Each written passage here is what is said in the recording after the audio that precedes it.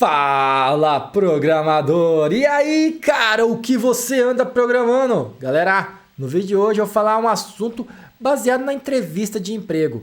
Por que será que os RH estão fazendo o que estão fazendo? E o que será que eles estão fazendo? Bom, meu nome é Samuel Ferreira Duarte, já trabalho na área de programação faz algum tempo. Eu espero trazer vídeos para vocês, galera, que abra sua mente, que pare para pensar um pouco diferente e que a gente não seja enrolado por qualquer um, né, galera? E caso esteja gostando do vídeo, mas só se você estiver gostando, se inscreve no canal para dar aquela força pro Samuca. Bora pro vídeo. Galera, seguinte, eu já percebi que existe um padrão. Recentemente eu fiz algumas entrevistas de emprego, depois eu até fazer um vídeo sobre isso. Vou falar bastante sobre algumas entrevistas bizarras que eu fiz, outras que foram legais. E, enfim, é engraçado dizer, mas faz todo sentido, né? A empresa que eu tô atualmente, que eu fui contratado até por causa do canal, né? Bem legal isso daí, galera. Eu falo bem no meu canal aqui, fiquei feliz pra caramba com isso. Foi a única, pra não dizer a única, teve ela e mais outra entrevista, né? Teve duas entrevistas que foram boas. E tinha mais duas que tinha potencial de boa, porque eu não cheguei a terminar o processo. Então, quer dizer, de 15 que eu fiz, duas era boa. E duas parecia que era boa, mas poderia ficar ruim no meio do processo. E é isso que eu quero falar para vocês aqui no vídeo. O que é uma entrevista boa? O que é uma entrevista ruim? Por que às vezes você se empolga? Porque você às vezes está começando agora, está fazendo a primeira entrevista, eu também já fiz isso. Você não sabe ainda que é uma entrevista boa, porque você não tem ainda vivência. Aí você recebe aquele e-mail, que é uma... Não vou falar aqui, mas é uma... Vocês entenderam? Que é uma caria. E aí você fica chateado, porque você fala, poxa, estava tudo tão bem. Mas aquilo tudo era uma fantasia, gente. Era tudo uma falsidade, era tudo uma conversinha, era tudo um personagem. Mas de fato a pessoa estava andando para você, entendeu? A pessoa não estava ligando para você. Aquilo dali é um personagem que a pessoa faz para manter o bom relacionamento, a boa comunicação. E como é que a gente detecta isso, né, galera? A primeira estratégia é muito comum, né? E é um padrão, né? E provavelmente isso aí já deve estar nos times de RH aí. E eu vejo que é errado, porque eles criaram um padrãozinho. E tudo que é padrãozinho é manipulável, é hackeável, né? Que é o seguinte, galera, quando você faz uma entrevista de emprego, você que ainda não fez, você que fez vai se identificar, eles pedem pra você contar eles contam um pouco da história da empresa, e depois eles perguntam se você conhece a empresa. Como a gente tem 300 milhões de empresas na internet, a maioria, lógico, a gente não vai saber, porque não são nomes relevantes, né?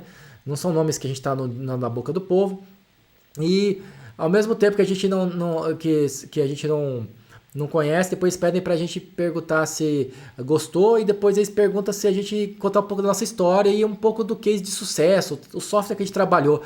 Por que eles falam essa parte, galera? Primeiro, para saber se você vai se enrolar, para saber se você vai ter desenvoltura comunicativa, para saber se você vai falar tecnologias que eles interessam, né? Esse com caderninho anotando, palavras como Spring Boot, JPA, Java SQL, filas, né, e outras coisas. Então assim, e essa historinha ele vai escutando e vai anotando. E às vezes alguns falam assim, não, espera, eu tô anotando aqui, mas é porque eu tô pegando aqui os insights. Então assim, não existe uma entrevista, uma comunicação de fato. Aí eu acho que às vezes eles colocam a culpa falando, não, o povo é introvertido, o povo não conversa. Então, galera, se não conversa, vamos fazer mais entrevistas, vamos fazer mais processos, alongar esse processo seletivo. O filtro, a régua, né? Tá sendo muito... As pessoas estão muito... Como é que fala? Enfim, estão muito... Estão muito engessados no processo de entrevista. Você vê ali que é uma pessoa igual eu, que já tem uma certa experiência, muitas vezes fica até entediado, sabe assim, né? Teve uma entrevista bizarra que eu fiz só por fazer, por curiosidade, queria saber se eu ia passar. E os caras não abriram a câmera, gente. Os caras ficaram os dois com a câmera fechada, já falei isso no outro vídeo. Que coisa bizarra, mano. Que coisa bizarra. Como é que você quer entrevistar uma pessoa? Se um não aparece, ok, mas nenhum aparecer é esquisito, velho. É a imagem da empresa, gente. É a imagem da empresa. Vocês têm de mostrar. A imagem da empresa mostrou que tem pessoas despreparadas. É isso que eu vou sempre lembrar, quando lembrar aquele nome.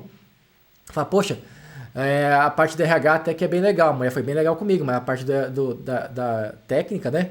Eu pensei, não, esses caras são totalmente despreparados. Pessoas que não têm bagagem para estar numa empresa. O que essas empresas estão fazendo com esses caras ali? E afeta a vida de muitas pessoas, né, galera? Porque acaba que muitas pessoas que querem ter um bom emprego, tem pessoas que estão preparadas, pessoas que já estão sabendo trabalhar na área, mas não conseguem a sua vaga de emprego porque cai num ser desse, um infeliz desse, pega e te entrevista e te frustra, te faz ficar desmotivado, desanimado. A dica que eu dou pra vocês, galera, é que tem muita gente ruim na área, muita gente ruim em cargo bom na área. Então, assim, não fica frustrado se você não conseguiu passar na sua entrevista de emprego. Não fica frustrado se você acreditou que ia passar e depois veio um e-mail pra você. Isso não quer dizer que é o fim do mundo, cara. Simplesmente porque a área ainda é uma bagunça. Isso é verdade, a área ainda é uma bagunça. E ainda é do tipo, você tem de convencer, você tem de agradar. É como se a gente fosse um cachorrinho bonito e tem que ficar bandando o rabo muitas vezes para ver se a gente consegue. Tem empresas e empresas, né, galera? Eu tô sendo meio ríspido nesses últimos vídeos meus, mas tem empresas que realmente vão focar só no técnico. Você vai ter que falar tudo técnico e vão ligar muito pouco para o que você é como personalidade, como pessoa. Tem outras que vão fazer uma mescla e tem outras que realmente você vai ter só de puxar o saco das pessoas que estão ali, né? E aí vai caber de você ter discernimento, ter inteligência para saber qual que é o momento ali, né? Eu tô feliz que parece que entrei numa empresa muito boa, uma empresa que realmente ela é bem interessante, né? Porque tudo que eles vendem de valores é o que eu vivo brigando aqui no canal e vivo brigando nas empresas que eu entrava antigamente. E eu vejo que é o case de sucesso, na minha visão, você dá liberdade, você ajudar o próximo, você tá ali realmente companheiro, tá realmente envolvido nos projetos, você tá realmente querendo entregar, você realmente está querendo fazer a diferença na vida das pessoas, não só do projeto, não pensar só no teu chefe, porque o cara que pensa só no chefe, ele é um tremendo egoísta. O cara que pensa só no chefe quer ficar lambendo, puxando o saco dele, porque quer receber aumento.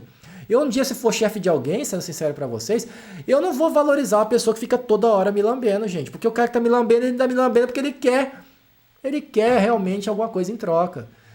Pessoas têm admiração pela gente, como alguns têm aqui no canal, é uma coisa muito legal, uma coisa que me aquece meu coração, eu fico muito feliz, eu fico feliz de coração, até às vezes choro aqui, quando vocês veem aqui, eu fico olho cheio de lágrima. É diferente. Agora tem aquele cara, galera, que te vangloria, pura e simplesmente porque ele quer que você veja ele com outros olhos, para depois, na hora de pensar na avaliação, ele receber lá a promoção dele. Eu acho isso muito medíocre. Eu acho que essa é uma das piores coisas que tem no mundo corporativo. As pessoas têm de parar com esse pensamento. Seja bom, exija o que de fato você merece. Se você merece, você não precisa que ninguém fique... Não precisa puxar saco de ninguém. Se você de fato é bom, lógico, você tem de respeitar o seu chefe, respeitar as hierarquias. Se não tem nada de errado, você ter uma amizade saudável também com o teu chefe. Mas a gente já criou um formato que está lá nos anos 60, ou até atrás disso, até recentemente, estou falando bastante da pós-aula que eu fiz, eu já sou formado em administração, mas lembrei das coisas que o cara falou lá, um grande influenciador da PUC, que eu estou vendo uma aula sobre isso. E, galera, a gente ainda, como eu falei aqui já no meu vídeo dos Fordismo, a gente ainda está vivendo os anos 60, ou atrás disso.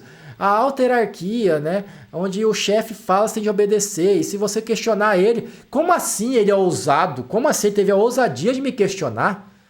Você tá entendendo, gente? Se a gente vive num formato assim, como que eu vou me envolver? É tão óbvio isso pra mim. Como que eu vou me envolver em uma empresa que eu não posso ter voz? Como que eu vou me portar de fato com uma empresa que o que eu falo não vai ser ouvido nem pelos meus amigos, porque eles acham que eu vou querer tomar o espaço deles, ou pela alta gerência que acha que eu tô querendo virar gerente, tô querendo ser o dono da empresa. Então, galera, se eu fosse dono de uma empresa, e eu tivesse funcionários que quisessem ser dono da minha empresa, eu estaria realizado. Porque eu não precisaria me preocupar com nada. As pessoas iam gerir a minha empresa. Eu quero, desde a mulher do cafezinho, até o cara que é de suporte, ao cara que é analista. Se todos eles se sentissem donos da empresa, eu nem preciso mais ir na empresa, gente, porque eu já tenho todos os meus profissionais de altíssimo desempenho com potencial que, se tiverem a visão da empresa, que estiverem foco naquilo que eu acredito como empresa, vamos colocar nessa situação hipotética onde eu tenho uma empresa, e essas pessoas, se elas trabalham como dono e elas pensam como dono e elas não têm esse engessamento de ter de chegar até mim para poder tomar uma certa decisão, né? A não ser decisões decisivas, né? Que aí realmente a alta é nesse momento só que a gente tem de se reunir, né? E aí é reunião, aí é equipe, é grupo, né? Não é de fato o gerente. É uma frase que eu acho muito interessante que ele falou, eu também concordo. O líder, ele não sabe tudo. O líder, ele tem uma responsabilidade. Essa frase é minha, da responsabilidade. O líder tem uma responsabilidade, que é liderar, mas ele não sabe tudo. E liderar muitas vezes é saber, cara, para quem eu pergunto? Para quem eu vou saber essa resposta? Né? Então assim, galera, eu vejo que a mentalidade das pessoas está muito voltada para Fordismo. Eu critiquei muito também as empresas como agem, mas as pessoas também têm de parar de agir assim. As pessoas têm de saber que ser fora da curva, muitas vezes, é você pegar e se impor de uma maneira educada, de uma maneira que faça sentido, de uma maneira que seja sucinto para aquilo, que faça sentido. Você vai colher algumas frutas amargas na sua vida fazendo isso, porque nem todo gestor, assim como o professor falou na minha pós, e eu também concordo, e eu já passei muito disso na minha vida, nem todo profissional que está acima de você, né, seja lá gestor ou o que for, vai ter capacidade de entender que você está sendo amigo dele ao estar indagando, ao estar dando sua opinião, ao estar questionando uma certa situação. Obviamente, galera, que vai ter situações onde a gente tem que pegar e olhar para dentro de nós mesmos e olhar, será que eu estou sendo chato, sendo imaturo, perguntando tudo para essa pessoa? Mas ao mesmo tempo você ser omisso é tão ruim ou mais, que você está deixando tudo na mão da pessoa. Mas as empresas não têm muita essa dificuldade de comunicação. Os RHs, que eu fiquei rodando aqui, mas tem tudo a ver, eles têm muita capacidade muita incapacidade de comunicação com a gente, seja em que área for, porque eles têm o interesse de te entregar um cargo que você tem de atender nas partes técnicas e não pode ser um cara extremamente estúpido que vai arrumar uma confusão, um conflito dentro da empresa. Resumindo, é isso. Na visão semântica deles, você tem de ser minimamente aceitável de comunicação e tem de atender 100% aos requisitos técnicos. Se você não atender 100% aos requisitos técnicos, não adianta você ser ótimo em comunicação, eles não vão te contratar. Funciona assim, galera. Só que, em suma, existem várias camadas e recamadas e recamadas e recamadas para não mostrar para você o óbvio. No final, eles querem um profissional que não vai gerar conflitos, que esteja dentro do budget, que chama, que é o salário que eles estão disponibilizando, e que atenda todos os requisitos técnicos. E que não tenha algumas prerrogativas, como talvez se passou por muitas empresas recentemente, é um cara que talvez não vai pegar e criar vínculos, esse tipo de coisa. E aí você tem que convencer isso tanto para a entrevista técnica, como para a entrevista do RH, e como às vezes para o gerente. Mas fica aquela dica para vocês para encerrar esse vídeo, galera. Existem entrevistas que vocês fazem que é melhor vocês não passar. Existem vagas que é melhor você realmente não passar. Eu sei que quando a gente está começando, a gente se sujeita a qualquer vaga. E aí fica outra dica também para você. Se a gente tem muito júnior na área dessa empresa, é uma empresa que tem muita gente com pouquíssimo tempo de carreira na empresa, não que seja ruim, pode ser que seja uma empresa recente, mas sempre tenha olho crítico para entender se aquela empresa é boa para você ou não. Procure, galera, procure pessoas, procure feedbacks, procure pessoas que acabaram de sair da empresa, pessoas que estão querendo sair da empresa, pessoas que estão na empresa. Seja curioso. Dizem que a curiosidade é ruim. Dizem que a curiosidade é boa. Sim, já dizem que é ruim porque, como eu vi você na pós falando, e eu concordo, eu sou muito curioso. As pessoas acham que todo mundo fala que a curiosidade é boa, mas quando a gente aplica ela na prática, as pessoas ficam irritadas com você ser curioso. Ninguém gosta de uma pessoa curiosa no pé, isso é verdade. Mas não deixe de ser curioso, não se reprima. Faça o teste. Se você não tem nada a perder, você está tentando arrumar um emprego, tente 2, 3 entrevistas, ser curioso. Pergunte para a entrevistadora, legal, você falou tal linguagem, e o que vocês fazem com essa linguagem? Ah, legal, já fiz um negócio assim. Não se prolonga muito, não conta muita história também não, porque a maioria das pessoas são impacientes. Eu já fiz um vídeo aqui no canal falando sobre personalidades e as pessoas não deram muita atenção, mas é um dos vídeos mais importantes do canal, sobre personalidade. Porque quando você detecta o tipo da personalidade que você está conversando, o interlocutor, você consegue tirar muito mais proveito daquela conversa. É muito mais vantajoso. Vocês viram que tem várias técnicas, galera. O Samuca estudou administração, programação e outras coisas. Eu ainda quero estudar muitas coisas na minha vida, se eu puder. Aprender mais línguas. E ainda mesmo assim, ainda não seria um profissional completo. Você nunca será. Cabe a você ser o profissional certo na hora certa. E aí fica a dica, né? Seja o profissional certo na hora certa para a empresa certa para você. E tome cuidado, porque tem muito RH ruim por aí, gente. Tem sim. Tem nada contra a profissão, mas tem. Talvez por ser imediatista, por estarem aplicando da maneira errada, por muitas vezes a abordagem não está muito certa, mas tome cuidado. E para encerrar de vez, muitas vezes você ser rejeitado não quer dizer que você é ruim. Talvez é ruim a pessoa que está do outro lado. Cabe a você processar isso e tentar entender quem é de fato ruim. É você ou é a pessoa que me avaliou?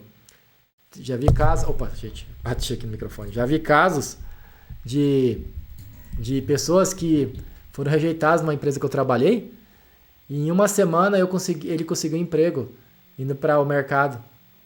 Então, galera, vai depender muito. Vai depender muito, tá? Às vezes você é rejeitado num lugar porque as pessoas não gostaram de você, porque as pessoas não tiveram... como posso dizer para vocês? Profissionalismo. De você tentar dividir o que acha de você como pessoa e o que de fato você entrega como profissional. Eu passei por isso recentemente, vou fazer um vídeo depois só sobre isso, onde eu passei por uma situação onde a pessoa me privou de crescer, me privou muito de crescer na empresa, porque pegou ranço de mim por causa de uma situação interna, que foi uma coisa que aconteceu, que pode acontecer com qualquer pessoa, e eu vou contar a história para vocês. E virou motivo para me castigar, para me sabotar, eu diria assim. Mas paciência, galera, existem profissionais e profissionais. Eu tenho a capacidade de elogiar uma pessoa que eu não gosto no trabalho. Já fiz várias vezes isso. Inclusive já citei aqui, quando eu citei outro vídeo, um cara super inteligente, que demorou 3 a 4 anos para ficar bom. Era um cara meio xaropinho, meio exibido, ele se achava demais, pisava às vezes nos outros, um jeitinho meio arrogante, filho, sempre teve tudo na vida, né? Mas assim, mesmo assim eu tenho que dar convicção, naquilo que ele é bom como profissional, ele era bom, ele aprendia rápido. Se eu ensinasse como eu ensino para vocês aqui aberto, ele era um aspirador, ele chupava tudo, não deixava um pozinho, pegava tudo.